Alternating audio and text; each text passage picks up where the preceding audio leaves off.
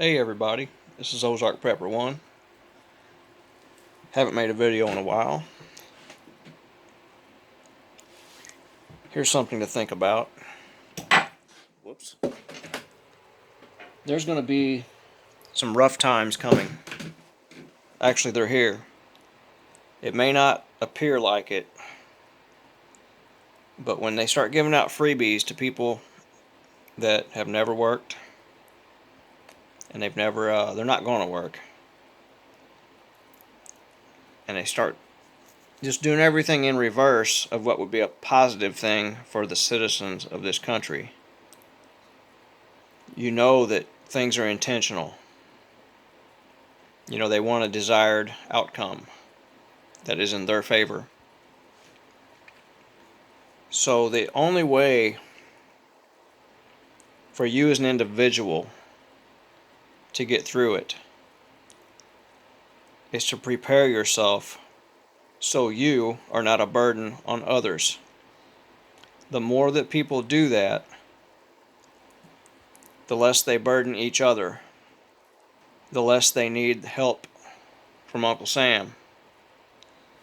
And that lets Uncle Sam know that we're in control, the people. Now, one of the first things you should do is don't buy things that are vanity. Don't buy things because you want to impress others. Those days are over. It's not 1985. You know, it's not 1975 or 65. There's whole different time periods. You know, after we come out of World War II, the country was not completely destroyed as it was this past decade financially. You know, we print more money than we have people. If that makes any sense. Nothing backing that money. And you go back to the gold standard of the 1913 when they screwed it up, or 1911. Mr. Woodrow Wilson. We went from a gold coin, a 1 ounce of gold, being a $20 piece, to now as almost a $1,820 piece. And gold didn't change. The value of that paper dollar changed. Silver is another one. You know, we don't even have to go back to the 1913. Let's go back to the year 2001. Gold was about $250 an ounce. Now it's $1,820 an ounce. Silver was about $5 or $10 an ounce, in that range, and now it's $25 an ounce, which it should be higher. It's heavily manipulated because they don't want to lose control of that financial struggle they put on people. You know, as long as you're struggling, you need them. It's like when you go to a job. They keep you hoping for that little raise. Man, if you work hard, we're going to put a good word in for you, and we're gonna do our best to get you that money. Just do a good job. And you know what? If you work at any kind of place where they have equipment or things where you can do damage, they hope you do some damage. One time. They want you to do damage one time, and I'll tell you why. When you break something, instead of firing you, you know, they're insured. That stuff's paid for. They get that stuff that you accidentally broke got paid for. But here's where they make a lot of money. When you make that mistake and you break something, and then they come up to you and say, "Hey, we understand, buddy. Uh, we know you're human just like we are, and you know, we want you here and we like you, so we're gonna let this go, buddy." And when they do that, it puts the employee in a mental state of, man, I owe these guys. I got to work hard. I don't have the right to complain about nothing in the future, even though there's millions of jobs everywhere else. But the employee will probably work another 10 years at that place for probably half the wage than he deserves, because he feels like he owes them because they did such a good thing for him by keeping him there and not punishing him hard for making that mistake. And that's just a psychological trick, you know. And sometimes they set employees up to do that just for that reason. And the average young guy that goes and gets a job somewhere is not aware of this. And you know, they may even complain early on, saying, "Hey man, this is dangerous. Something's going to get hurt here. There's going to be an accident," and it gets blown to the side because they're hoping that accident happens.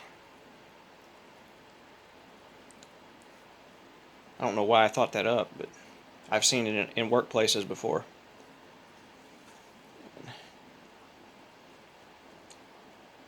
But back to the original topic of not being a burden on other people. There's going to come a time when you're either going to be a burden and a beggar, or you're going to lift somebody up. And that's your choice to make now, because time is running out. You know, it's hard to say what the future holds, but judging from the year 2001, from the year 19, that I can, far as back as I can remember, is 1980. You know, I'm not that old, but I can remember back to 1980. And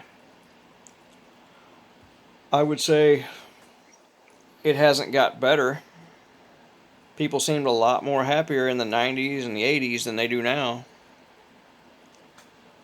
You know, everything really changed in September of 2001.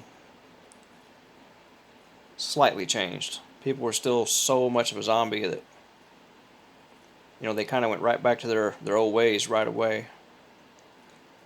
And I noticed the past 3 or 4 years, when things started really getting stupid, instead of people looking around thinking, man, maybe I should, you know, tone it down with this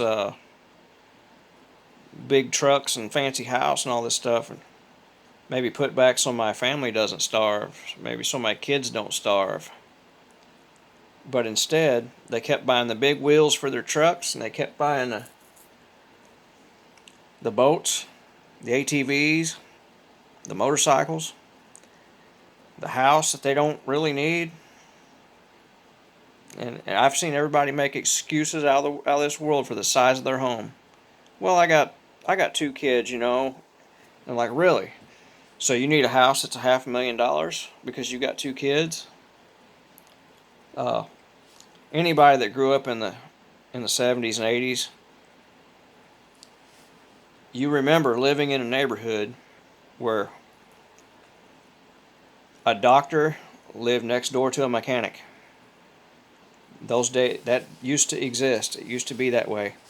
Wasn't the, you know, everywhere, you know. But when you get out into subdivisions and the more outskirts of towns, your neighbors were anybody. You know, your neighbor might be the local franchise owner, and you wouldn't know it because they were more humble, because they didn't start out rich. They had a rougher upbringing from the days of World War II and World War I.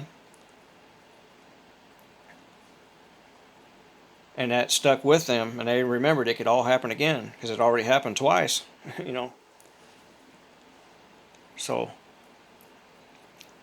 that was ingrained in my parents. You know, they always had a plan and they always had a backup. You know, you got to have if you're living for today and you're not living for tomorrow either, then it's not good. Anyway, I think I'm about to run out of time, so you all have a great weekend.